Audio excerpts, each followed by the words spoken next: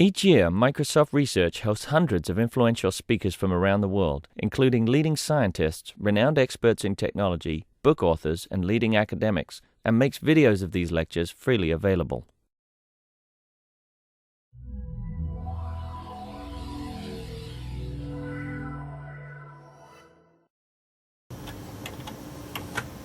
And now I'd like to introduce to you Dr. George Denisis.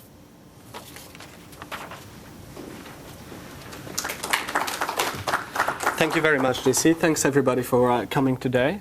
JC kindly invited me here by telling me that I should give a talk that is inspiring.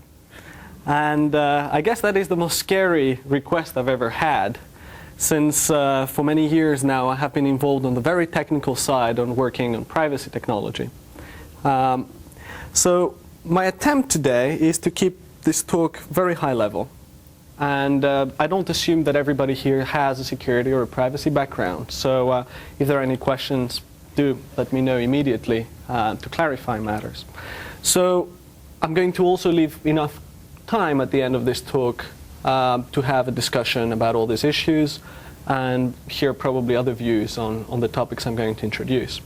But the key thing I'm going to be talking about today is privacy, but from a very specific perspective. I'm going to be talking about privacy, which we often encounter as a very general property without a very clear definition from the point of view of traditional computer security. Okay?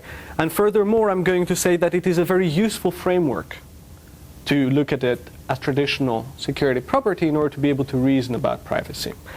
How am I going to do that? In two parts. First, I'm going to present a framework about privacy to help us think about it as a security property. And then I'm going to look back at traditional computer security and see what does the privacy aspect that I would have introduced add to a very traditional view. As I said, I've tried to keep all this very high level. I'm going to talk about security policies and security properties without actually going to the technical details. Now, of course, if some of you are particularly interested or provoke me to do that, I've spent many years of my life looking at this, so I'm happy to actually engage with that. But it's not actually as useful. I'm going to keep also a clear focus on the real world. There are lots of people who think about privacy in terms of what could be done in maybe 100 or 150 years in an ideal society in another world. But let's try to actually look at real problems that real people today have and real solutions maybe that we may come up with in the next 5, 10, 15 years, put them into products and have them on our desktops. So let's first describe a caricature of the debate about security and privacy as we very often see it. And I'm saying it's a caricature because I'm not going to be totally fair. So don't jump on me immediately, because I accept that this is not actually a completely fair representation. But very often we hear about privacy as being something very important. And now I say privacy without really defining what I mean, because really when we read in the newspapers or when we see it on TV as a term, it's never really clearly defined. We all have a feel for it, but it's never really clearly defined. So privacy is always presented as important, but there are counterweights to it that are always presented. The first counterweight is that with too much privacy, so if everybody has too much privacy, then there would be abuses and things would be unaccountable. The private actions would be unaccountable. So that's the first problem. The second problem is, what about law enforcement? If we have very good privacy and no one can actually know what their neighbor is up to, then who knows, your neighbor might be up to making drugs and killing people, and you never know. Okay, and law enforcement would never know. So that's clearly not good. And then, of course, if we have systems that make it easy to speak privately and communicate privately, then we would have massive copyright infringement and massive libel, and everybody would be saying anything and everything about everybody else, and no one would be able to hold them accountable. Okay? And usually, along with this kind of debate, we have this kind of very cliche term that goes a bit like, well, if you're a good person and you have nothing to fear, you have nothing to hide. So sure, we all may want to go to the doctor some days and have some kind of private meeting with them to discuss about our health, but fundamentally, we don't have that many secrets. Okay, so as long as in these small areas of our life we have some privacy, it's going to be okay. Now, all of this debate leads to some established wisdom. And the established wisdom usually is that there is a need for a balance between privacy and security, that we need to control and limit dangerous technologies such as encryption and all the stuff that allows us to have private communications between us and such things, and often research as well. And that has led us to today in a world where really we have what often we call in technology policy circles surveillance by design. People, when they design infrastructure or design products, first think, well, how are we going to be able to observe everything that is going on, to log everything, to make sure that it can be audited by outsiders, by police, by law enforcement, by our lawyers, by all these people. And often at the end of this process, there is really no privacy left. There are often privacy statements and good feelings, but no real privacy left. Okay? And of course, all this debate leads us to the conclusion that between security and privacy, security is most important. Okay? So I have a lot of respect for that kind of framework. I presented it quickly as a caricature because I want to move beyond it. I have a lot of respect for it, but I think it doesn't give us the intellectual framework to really think deeply about privacy and security. So let me actually present a completely alternative framework. An alternative framework that starts with a brief history of computer security. Okay? And this brief history of computer security was actually outlined first by Roger Needham, who was the head of research, Microsoft Research in Cambridge, and set it up. And I will actually make a point of highlighting all the people who have worked on what I'm going to be mentioning that are from Microsoft, so that in the spirit of the program that JC is putting forward, people know what their colleagues are working on. So Roger Needham presented computer security as being from having two eras. The first era of computer security is the early days, and most of the computer security was concerned with security properties of the military and the government. It's obvious because they were the ones who had computers. No one else really had computers before then in any serious scale. And of course, governments and the military have to keep secrets, so most of the security properties that they were looking for at the time was to preserve the secrets, i.e. confidentiality. And lots of very interesting work was done. Most of it is classified, sadly, but a lot of work was done on how to build secure operating systems that maintain classification levels with no information leakage and all these things. And computer security was one part of maintaining the secrets. And it's important to realize that along with computer security, governments and the military had an army, had a legal system to actually support them, had very advanced research facilities, the police, the Official Secrets Act and all that stuff to keep their secrets. Okay, so we have this confidentiality property and we have all these mechanisms to maintain it. That's the early days. Then what happened is that computers became more and more popular, first in enterprises. So from the 70s to the 90s, there was a clear shift in focus in computer security towards ensuring that commercial enterprises don't have their properties violated. And what was most important, it turns out, was not confidentiality in that context, but integrity. When you're a bank, okay, and suddenly you don't anymore have little books with how much money each person has, but you actually transfer all these books into a computer, it's really important that no one can actually change these numbers. Okay? It's a problem from the point of view particularly of customer privacy if one customer can read the balance of another customer, but actually changing the balances and transferring money in an accountable way is the big problem. Okay? So a lot of the research in the end of the 70s, the 80s, the beginning of the 90s has really focused on integrity and authenticity in that you need to not be able to change things at random in order to have a reliable commercial system. Okay?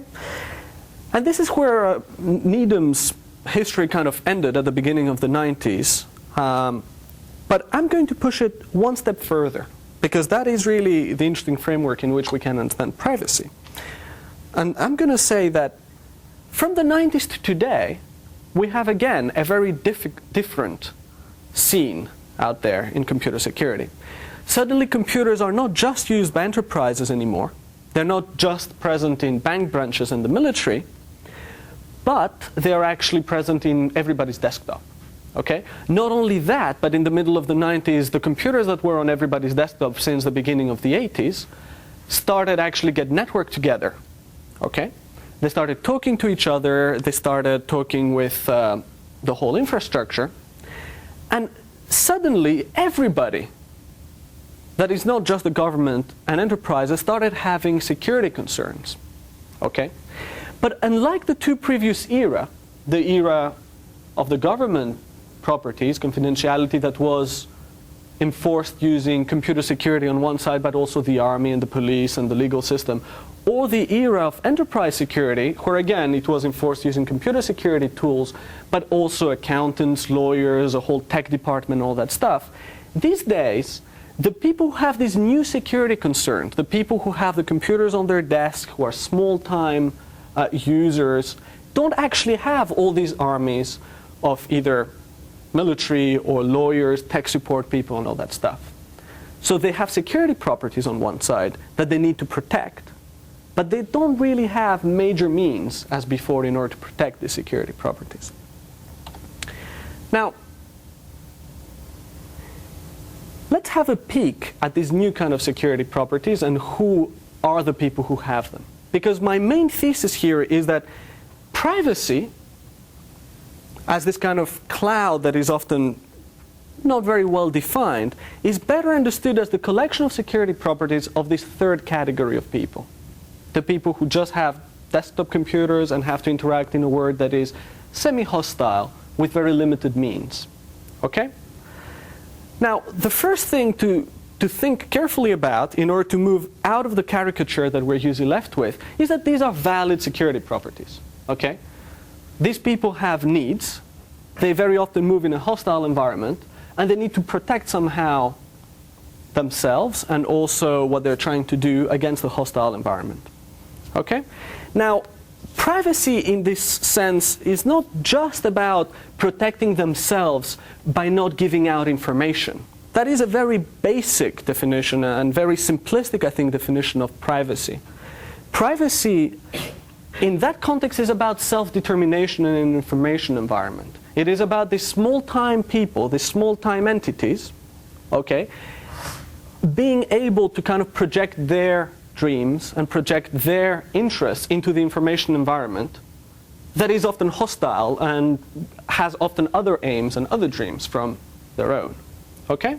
And some examples are being free from surveillance in order to be able to move around and discover new things, flexibility to access and use content and services even if you are behind a firewall, even if there is some kind of policy that some content might be off bounds, and freedom from compulsion. You do not want under compulsion to be forced to do things. All these properties are the properties that these small-time people need and are properties that in fact privacy technology is addressing. And of course, and that is really, really important when we're talking about privacy technology, these are small entities with no armies, no major access to tech support, no major access to lawyers, none of that. Now, of course, I've always talked very vaguely about small entities, but who are these small entities? Of course, households and individual citizens are a perfect example, maybe. They're actually the most vulnerable. They have a computer, and this computer is quite important to them. Often they do business, they do part of some business on it, they write letters, they have content, they use it to communicate with their friends, their family, their relatives, in any times. But actually, they don't have much tech support, they don't have much know-how themselves, they're really vulnerable. Yet they still have aspirations and security properties that would try to protect, but no means. The second category, I say, is non-governmental organizations, societies, groupings of people. Again, I mean, these guys might have some budget to actually employ someone to set up a network, but very often not to maintain or anything like that. So they're small entities again. They have very clear, particularly non-governmental organizations that work in hostile environments, they have very clear security needs, very few means to achieve them. Okay? But if we keep thinking, who are these small entities in terms of the means they have to achieve self-determination in an information environment, then we start thinking, well, what about small companies? You know, you have a small company, 4 or 5 people, a shop. You still need computers to run your business, to do your accounting and all that stuff. But you don't have a tech department. You don't have anyone to call to when things go wrong, when you have viruses on your computer, spyware, when things start going wrong. So these are somehow also small companies. And then if we continue like that, thinking, okay, who's the small, with no many means entity, we start thinking about smallish governments. Okay? And there, I'm asking you to stretch a bit your imaginations, because you're going to say, well, there is no government that can't afford tech support. Right? It's obvious. But it's not always as clear. And there was actually an example from a news item from the Greek news. Greece is a member of the European Union, if people don't know that. It's not a third world country by any definition. It's actually an advanced society. And what happened was that one day the CEO of one of the mobile companies in Greece goes to the Prime Minister and they say, well, we're sorry. Your phones, along with phones of ministers and phones of the army and all these people, your mobile phones were tapped for the last year. We just discovered it. Okay? Now, lots of us, privacy professionals and security professionals, thought about this story, and we're like, okay, you know, what kind of technical know-how does the Greek government, you know, major government, have to actually go and audit a mobile operator? Like, mobile equipment is not manufactured, designed, specified in Greece. It's specified somewhere else, in the GSM consortiums in this case. It is manufactured by Ericsson, which is not a Greek company. It is actually deployed in Greece by a Greek company, Vodafone, that is actually a subsidiary of a British company. And really, it's private property. They don't have any reason to go in there and start looking at it. The means, in this context, are extremely limited. They are as limited as a home user that is plugging their computer into the internet socket. They don't have any ability to really influence the infrastructure, as much as the Greek government doesn't really have the ability to influence the GSM and mobile phone infrastructure in Greece. Okay? So a lot of these properties start by being a main concern of very small entities, but then we discover that these small entities, far from being the exception, turn out in many cases to be the rule. Okay? And if we exclude maybe major governments that have specialized agencies looking after security, or major companies that have specialized departments looking at that, everybody else is in a bit of a difficult position. Now, why am I saying that privacy is security? Okay. These concerns, these legitimate concerns that people have about their safety, about the safety of the dreams they try to project upon the world, is not just something that can be satisfied with good intentions, good privacy statements, nice PR, and all that stuff. It is something that deserves to be fulfilled as a property in the same way as we have been fulfilling traditional security properties, like confidentiality in the time of the military and the government, or integrity in the time of commercial entities. i.e., we need to have technology that supports securing these properties. We can't just rely on people's good intentions. Okay? And laws are necessary in order to support an environment that allows people to get these privacy and security properties. But it's not good enough. And it's sad, but it's not good enough. Think about a bridge in some ways, right? The fact that there is a law that says that this bridge must stand your car going over it doesn't automatically mean that the bridge will. You still need to have the concrete and the iron and the design that will actually sustain your car. Someone putting a nice, you know, disclaimer saying, oh, you know what, it's okay, we just claim that this bridge does it, without you seeing the concrete and the iron, is not going to convince anyone. And of course, when it came to top secret documents being protected in the times of military communication and stuff like that, it was never enough to just put a top secret label. You need to have the fortified drawers, you need to have the encryption technologies to support these properties. Now, it is not always possible to provide very strong technology. Sometimes you need to share your data. Sometimes your data will be exposed. In this case, instead of thinking about protecting your data, maybe we need to shift our attention towards auditing and making sure that the citizens and the small entities generally are in a position to gain assurance that nothing bad is happening to them. Again, this is not just about PR. This is not just about a privacy statement. It is about technology supporting audits, technology supporting them getting the assurance that nothing bad is going to happen. And the collection of these ideas and the collection of these technologies is what we call privacy enhancing technologies. This is a field, a subfield, I would say, of computer security that is very much in its infancy. The first workshop was actually in 2000. It starts quite far back in the past, in 1980, when David Chaum first proposed how to do anonymous communications. It has grown very slowly and really boomed 5 years ago with a lot of new researchers looking into it. Sadly, I would wish to come here and say, well, we have all the answers. We don't have all the answers. And we'll talk a bit more when we get more specific about the answers. We have the answers we don't have. But it's an active field of research and it's a worthwhile pursuit. Now, there is one more twist that is quite important to realize. And this has been repeated in many debates before. The twist is that we are all the users, using pretty much the same infrastructure. Okay? And that includes governments and the military, that includes enterprises, and that includes these days home users and small entities too. Now, what is this infrastructure? I mean, of course, there is the obvious telecommunication infrastructure. That's, the wires and the routers and the signaling equipment and the protocols that run on them. But I put as part of infrastructure, you will be pleased, also operating systems. The idea that the military is going to be using custom-built operating systems is not anymore of this world. They're going to use Windows. They're going to use Linux. They're going to use Solaris. They're not going to make their own. It's going to be too expensive. It's going to be outdated by the time it's shipped, and it's going to be horrendously expensive. Okay?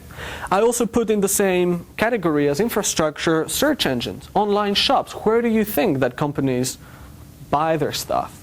They buy it online, like everybody else, particularly small companies.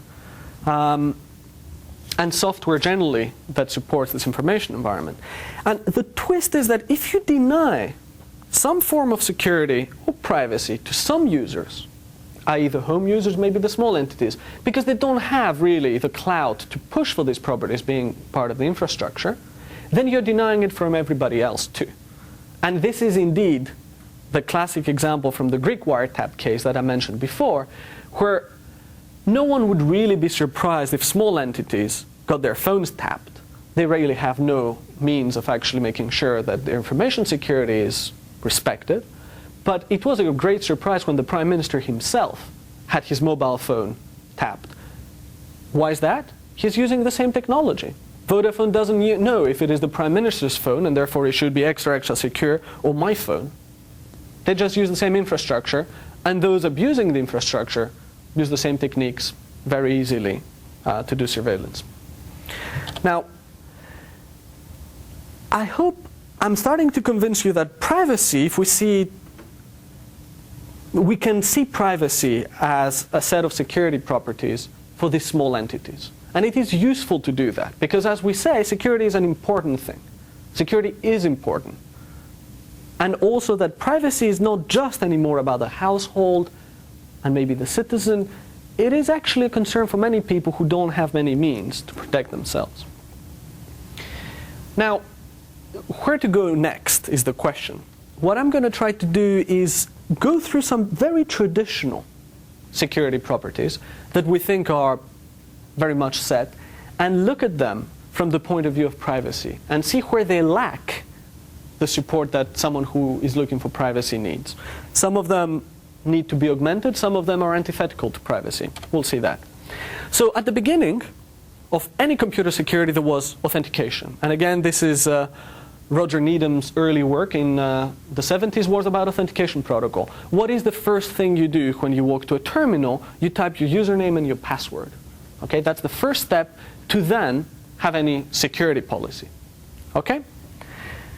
Now, does it make sense to have authentication in our current world? It's a good question. I mean, in the good old days, the military and the government had a list of all their soldiers or officers. Every enterprise had a list of employees. They were issued with authentication credentials. You step to a terminal, you put in your username and your password, and there is a policy governing you. That's fine. These days, you go to an online shop, they don't know who you are. They've never heard of you before. Maybe they will never hear of you again. What are these credentials? Why do we perform authentication to start with? A good question, and there are lots of people who work on this question exactly, which is about identity management and how to do identity management in a very contemporary setting. And Kim Cameron, actually, from Microsoft, is working on this.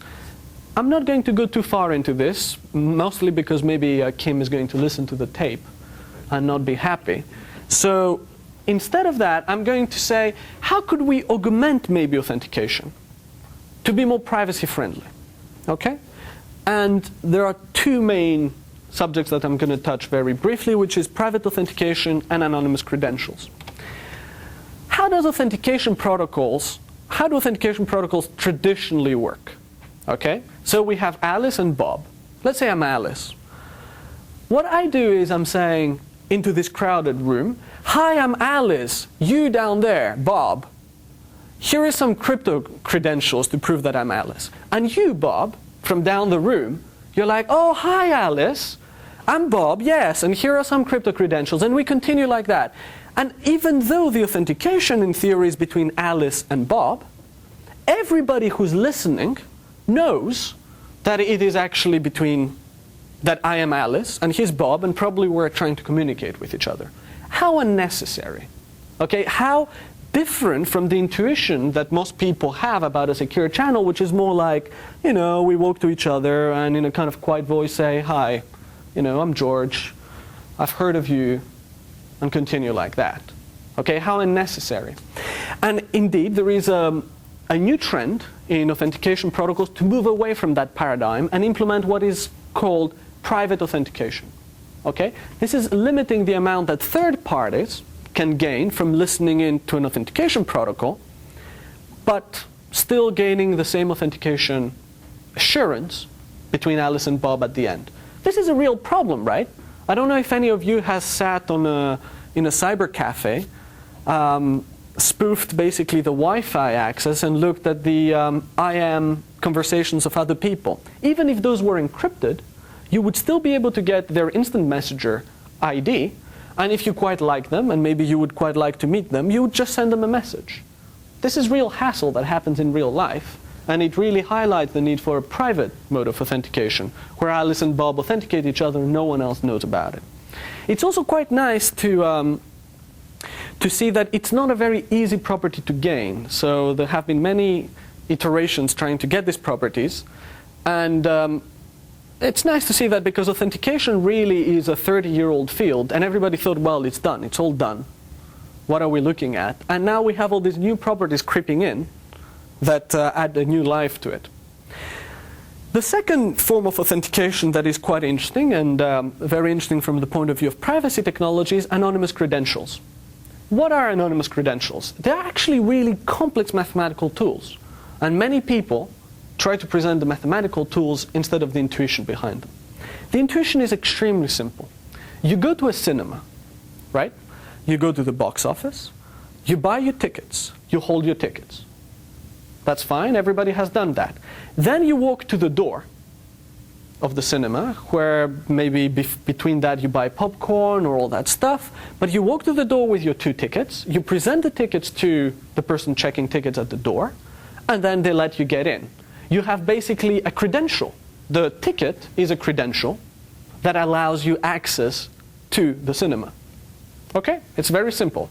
Anonymous credentials are exactly the same thing. Instead of walking to the box office and saying, hi, I'm George Danezis, could I have a ticket? Then they give me a ticket. And then walking to the door and say, hi, I'm George Danezis, here is my ticket. They realize that it's quite unnecessary to have a name linking these two. And as long as there is a credible entity that says I have the ability to get in, and a credible way that gives us assurance that this entity says that statement about me, I don't have to say who I am, and I can just walk straight in. These credential systems are fantastically powerful. They actually look like magic to me when I started looking at them. Now, not only you can have one attribute, i.e. I can get in the cinema or out of the cinema, but basically you can have any string as an attribute. You can have basically a virtual, let's say, passport. You can have an attribute for your nationality, you can have an attribute for your date of birth, you can have attributes for all of that. So if you walk to a bar, how many times people have been asked for ID and show the full ID with your name and everything? Instead of showing your full ID, you can just say, oh, I can prove to you that I'm older than 18 or 21, I think it is here, and get a beer. I don't need to actually show you my name, right? And you can do that. Not only you can prove arbitrary statements, Boolean statements, such as I'm older than 18 or 21, and I'm a member of your video rental club, but you can also have range statements, such as I'm born between that time and that time, I'm allowed to take tapes between that time and that time, without actually giving any more information. Okay? Now, there is a downside. Credentials are also important because if you have double spending controls, i.e., if you show your credentials twice, you actually get caught and de-anonymized, then you can have digital cache, and this is how digital cache works. That's just a technical side issue to see how these things are all linked with each other. Anonymous coins and credentials. Now, the downside is that the cryptography necessary is quite heavy, which makes it difficult to actually implement in a small smart card yet. Smart cards are getting bigger. And the second downside is a policy downside, which is that the credential technology, being very advanced, is actually patented. So maybe for the next 15 or I don't know how many years, it's going to be very difficult to use it freely as part of the infrastructure because of that, unless there is some kind of agreement. So let's leave authentication to that, but I hope I have convinced you that for something as traditional as authentication, when we actually start looking at privacy properties and what little people who might be very vulnerable, even if their name is known, care about, then we can actually start putting new life into this traditional security. But what I'm going to look next is the second most traditional security mechanism, which is the secure channel. Okay? And the secure channel is really the basis of most of the deployed security out there. We have PGP, SMIME, SSL, SSH, IP, SEC, which basically establish a secure channel between Alice and Bob, usually with some part of authentication. What are the properties of the secure channel traditionally? The property is first authenticity. I want to make sure I'm talking to Bob, and Bob wants to make sure that he's talking to me. The second property, of course, is confidentiality. No third party should be able to look at the bits and bytes in that channel. Then we have integrity. No one should actually be able to play around with the bits and bytes in there and change them without me or Bob noticing. And usually, particularly for message-based systems, such as PGP and SMIME, we have non-repudiation, which means that I cannot deny that I said something. Okay, when Alice sends a message to Bob, Bob can actually prove that Alice and only Alice could have sent it. That is a non-repudiation property. That sounds familiar? That sounds right? As I said, the basis of a lot of the security technology out there. Well, that makes sense. This secure channel does make sense, but in a very restricted context. Okay? First, we have to assume that we can do very good key management. Okay? That Alice and Bob can share keys, that we have a public key infrastructure, all that stuff. This might be the case in environments like the military or enterprises. There is no public key infrastructure that allows me to easily deploy my solutions. Then it's making sense to have non-repudiation properties as part of the secure channel if we're doing business-to-business transactions, if our transactions are quite likely to end up in court. Okay? It makes sense. Then we sign things and we can prove to a judge that, oh, he sent me a message saying he's going to sell me this, he never did, send him to jail, fine him. Okay? But these are not really the properties that small entities expect when chatting to each other. Okay? So if you say to my grandmother, what is a secure channel? She's not going to think, well, it's a channel in which it's secure to do business-to-business transactions. She's going to say, no, like, I had a secure channel in my life of being hushing into people's ears when I wanted to keep something secret. That's the definition of the secure channel to most people. And really, the security of the secure channels as provided today doesn't really follow this very much. There are two particular aspects that are a bit off that model, i.e. the model of what you expect of security when you are talking to your grandmother in the ear, or when you're briefing a journalist, talking on the phone to your lawyer, and all these things. The first aspect is that instead of non-repudiation, what you really want is plausible deniability, which is its opposite. Plausible deniability is the ability to deny that you said something, 5 minutes, or the disability of the other side to actually prove any statements. Okay? And this property was first actually proposed by Michael Rowe, who's the Microsoft lab in Cambridge. So again, it's someone from Microsoft that first did his PhD thesis on this topic, plausible deniability. The second thing you expect is that because you're a small entity, you don't have much ability to actually resist compulsion. The compulsion that might actually force you to give your keys out to read all your communication. So the property you really care about is forward secrecy. You want, as soon as you put down the phone, to know that this will never be recoverable again. So you know that if Bob was honest and put down the phone as well, and you put down the phone too, no matter how much people torture you or put pressure on you, blackmail you, this conversation is gone, and gone forever. Okay?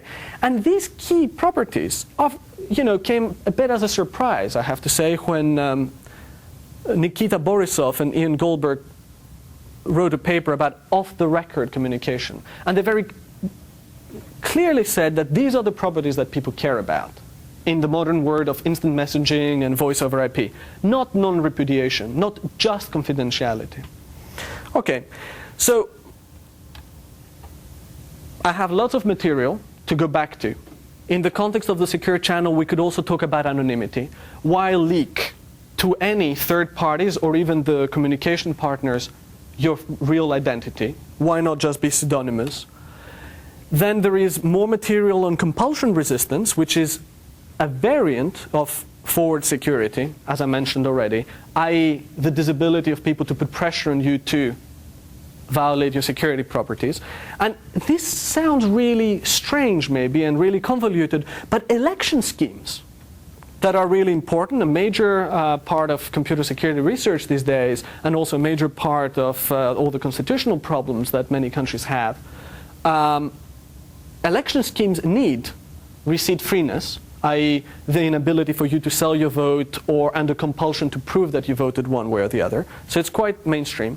Now, data sharing is a hard part because, as I said, we have to rely on auditability, and I'm scared to talk about it because J.C. Cannon is a specialist on how to integrate privacy into the software development process and thinking about it from specifications all the way to the product. So I'm scared to talk too much about it. Censorship resistance is another property. Abuse resistance is something I can't really give too many insights because it's in infancy. So I'm just going to jump into conclusions and allow the discussion to develop, and maybe we want to go back to some aspects if people wonder about them. So I hope that I have convinced you that privacy, instead of being thought in only sociological or psychological terms, is useful to be thought as a security property and be studied as a first-class security citizen. Okay? And when we say that security is important, or Microsoft says security is important these days, privacy has to be considered in that framework, not as something else, not as something to just deal with privacy policies. And actually, if you talk to many people and you really interview them, you will discover that this information self-determination is the most valued thing they have. They hate it when their internet service providers start blocking them from services. They hate it if they actually know that their phone is under surveillance and voice over IP is going to bring all these issues to the internet. They don't like it.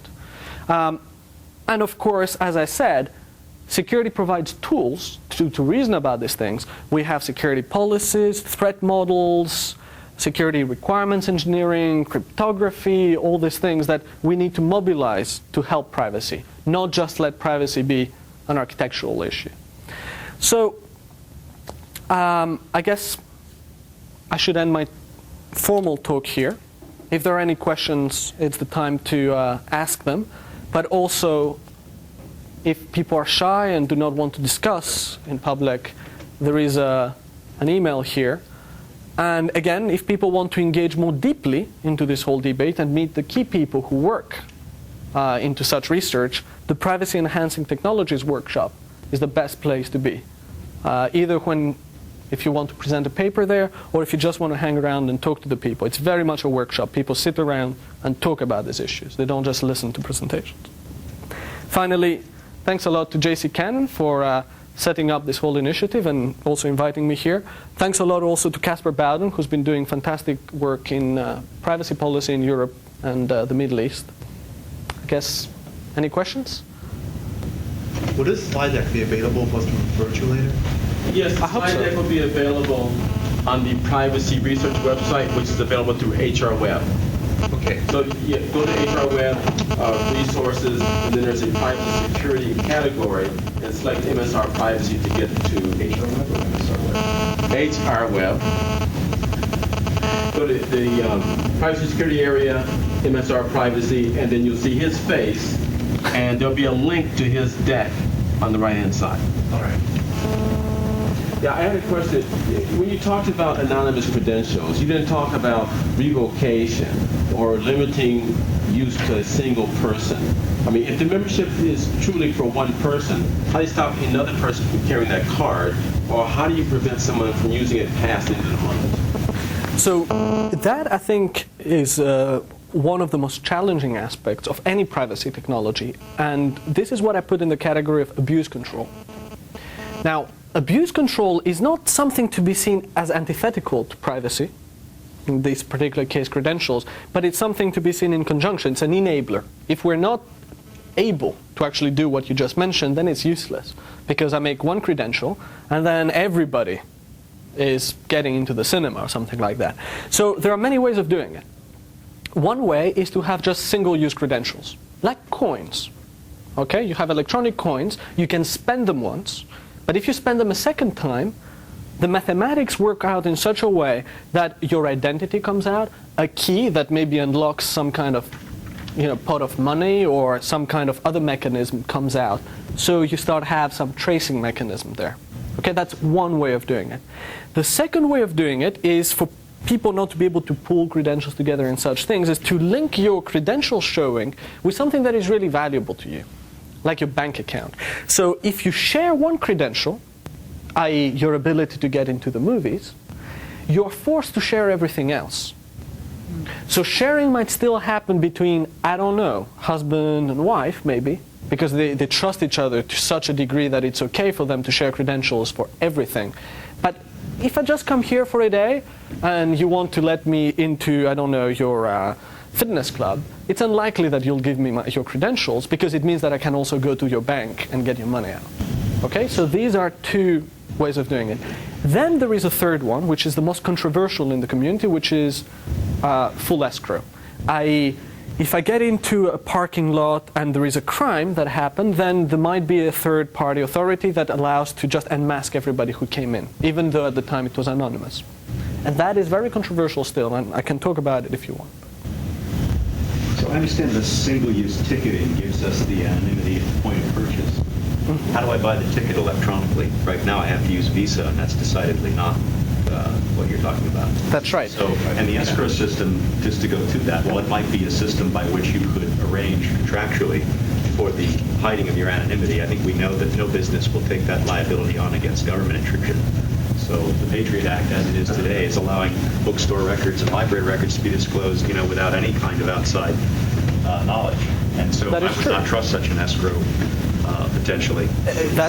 I guess that is at the heart of why the escrow debate is very controversial. So would we have a kiosk where we use coins for currency? Right. Electronic tickets? So let me give you one example of why credential technology might still be useful in the context, for example, of some kind of library. You might want the fact that you register with a library not to be anonymous. The fact that I'm a member of this library. Then you get your credentials. But then which books you're requesting, for example, to the front desk to read, that you might want to do in an anonymous way. So having the credential and proving that you're, yes, I am a member, but I'm not going to tell you whom when I'm requesting, I don't know, how to make nuclear weapons or how to actually read the Communist Manifesto. I don't know what could be dodgy, depending.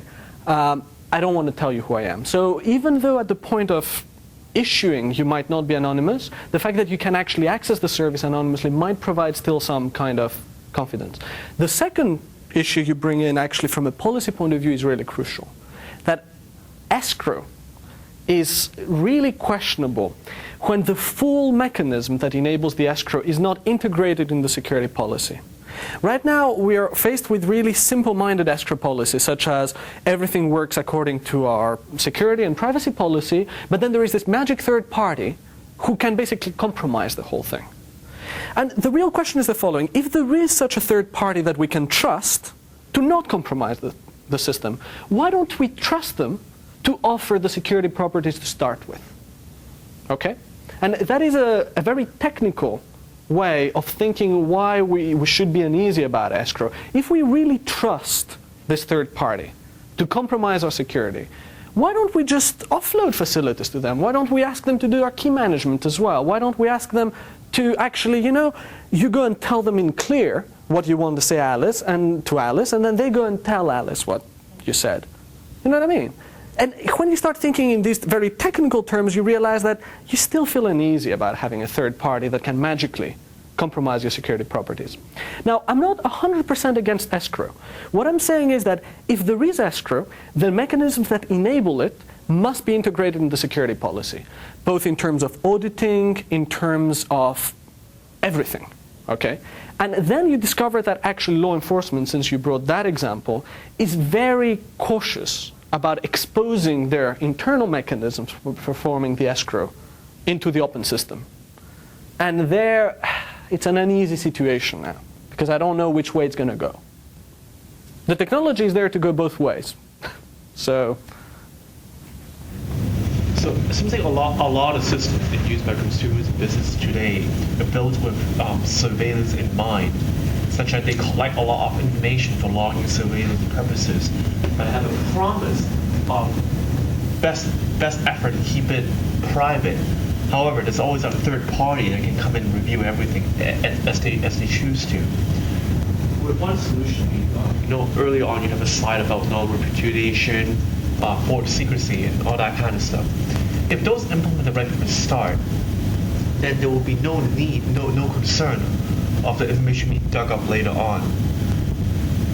that is true. That sadly, we have made choices when it comes to infrastructure, particularly the mobile telecommunication infrastructure is a very good example of exactly what you mentioned, that the choices that were made very early on were very much influenced by, of course, the needs of the operators rather than automatically the needs of the final users. And then on the table of the discussions when the standards were the security agencies very often, but not really the consumer groups or everybody else. And what we're left is, with GSM that I'm very familiar with, we have link encryption between the handset and the mobile station on both sides, but actually we have everything transiting in clear on the backbones, and this is where usually the interception is taking place. And indeed, as you mentioned, there is interception by design because all the telecommunication equipment is designed to support interception. So it's very difficult to start from a system like that and try to secure it. What is the pressure of building a system with privacy and security as the core design inside? Right. The pressure is that this system was designed with the following false assumption in mind. GSM. It was designed with the assumption that it's okay to provide second-rate security to the users, because the users we really care about, i.e. the military, the government, and also enterprises, are going to roll out their own infrastructures for doing secure communications. the military and has the know-how to build encrypted phones. And in Greece, actually, one of the replies when people were like, well, the prime minister got bugged, was, oh, no, it's okay that his phone is bugged because he still has an encrypted phone on his desk. And that doesn't convince anyone today, because we know that the GSM infrastructure is actually used by everybody. We know that the police in London, when their radios have problems, they found it better to actually pick up the GSM and call rather than not communicate, and such things. So the pressure to build privacy to start with is that this is going to secure the infrastructure, and that the Prime Minister is going to be using that in the same infrastructure that you're using too. So I guess that this is a more realistic pressure than just say, because it's good for you, it's good for the world, or something like that. Does that cover your question or not? I feel that you're dissatisfied. I'm just kind of dissatisfied with the whole general design of the way we design software here and other places where privacy is important to a limited extent, or to an extent where we'll try our best, but we'll still collect all the information. We'll collect a lot. I felt there's a bias towards surveillance and towards end users' privacy. And I don't know if there's anything we can do about it. I agree there is a bias, but I don't put this bias into conspiracy theory. I think that very often we don't know how to do abuse control without collecting a lot of data. So there's a lot of other things that hinges on having this information. Right, so like towards that end, you already talked a little earlier that people are going to want from technology that provides some assurances where possible and procedures and audits where it's not. Where is it possible to provide assurance? What assurances can you provide that a system is giving you privacy? So, okay. What can the software itself provide? Right. So there are two levels, I think, of assurances. The first level is at the level of all the standard, the interfaces, the communication protocols, everything that is conceptually bridging systems and parts together. If we start actually thinking about privacy from the ground up, and we start integrating privacy properties in all the standards, the protocols, and all that stuff, it is easier to then go and audit and say, okay, this is a correct implementation of a standard that takes into account privacy, than if no one has thought about this issue before and it has to be retrofitted after that. That's the first level. So this is kind of like doing FIPS, that sort of right. thing. I mean, how you make standards is a whole new other thing, but thinking about privacy when making standards is quite important, and it's something that only very recently has been done. Huh? It happens these days, but it's a very new trend in comparison with the history of the internet. The second thing is to build systems that are more friendly towards generally auditing for any property whatsoever. And some properties will be privacy properties, i.e. mobilizing a full arsenal of software engineering techniques that allow us to say something about software. Is it correct? Does it provide the properties we care about? When I put my name on this side, am I sure that it's not going to end up in the marketing department? It's only going to end up in the, shipping department? Building software like that is hard. Okay, I'm sure that people here have way more experience than I do in doing it. Building software that provides assurances is hard, but so far very few people have thought about providing assurances vis-a-vis privacy. And if that changes, maybe we'll go a step towards having more privacy-friendly information environments. So these are the two things I'm thinking of.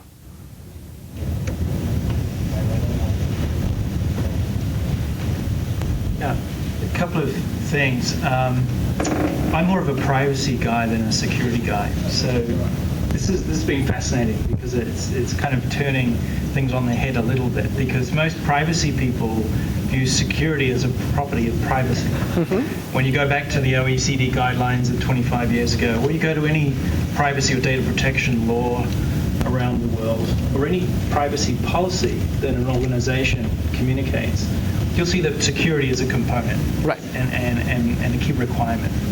Now, I assume that your scope is slightly different because you're talking about systems and things. But if you've got any comments on that, I'd be interested. Yes, absolutely. I think that part of the kind of misalignment of the two words is the fact that security is used to mean different things, right? So, in my words, security is the set of techniques we have, the set of mechanisms, the sense of mindsets that we have in order to make sure that systems perform as we wish them to perform when there is adversarial behavior, when other people would wish them to work differently. It's a very general definition. And then we have security mechanisms such as encryption, secure channels, things like that, that I think is what, in the context of data protection, security is meant, i.e. when in data protection people say that the data must be kept securely, they mean that it must somehow be encrypted, or there should be some authentication of who can access it. They're really thinking of a set of mechanisms. But what I'm talking about is kind of one level up, I guess, i.e. about the policies, the properties. And then the mechanisms are going to be there to address these properties that are desirable and be able to implement them in real software, in real algorithms, real mathematics, or not. So I guess that the misalignment is, it's not as deep, I think, as both security and privacy communities think. No, I actually think the alignment is becoming tighter. Yeah. And from a couple of things. One, we did some research last summer with consumers and IT professionals, who are two key audiences for our company. And one of the things we did was explore the relationship between privacy and security in their minds. Mm-hmm. In the consumer space, they use the words almost interchangeably. But they really positioned privacy as one of the key outcomes of security. Mm-hmm. And when we specifically asked them what actions they took to protect their privacy, it was security technologies that they were talking about, right, right. Firewalls and antivirus and things. So, I mean, these two things, they finally mesh together. And one definition of privacy, which I don't think I saw you present. You talked about freedom from surveillance and being watched. You talked about this notion of control, which is something we strongly adopt as a key definitional element here. But another is protection from harm, of misuse of their information. And that's right. Things like identity theft come into play. And that's clearly where security and privacy come together a lot. And I think that's what was behind the consumers' reactions when they talked about security technologies. To be honest, I have one slide about issues of data sharing, but I'm on purpose shy about this because I don't have very good answers. It's a very hard problem. It's a hard problem to make distributed systems work at all, let alone provide any correctness properties, let alone then provide any security properties for any parties, let alone provide multilateral security properties, i.e. security for the consumer and the shop. So it's already so up the difficulty level that, at least in academia, people prefer to look at very specific mechanisms, very small-scale systems, which probably doesn't help you guys much, but maybe in a bit we'll be able to reason about more complex systems. That's why I left it out, not because it's not important. It is the most important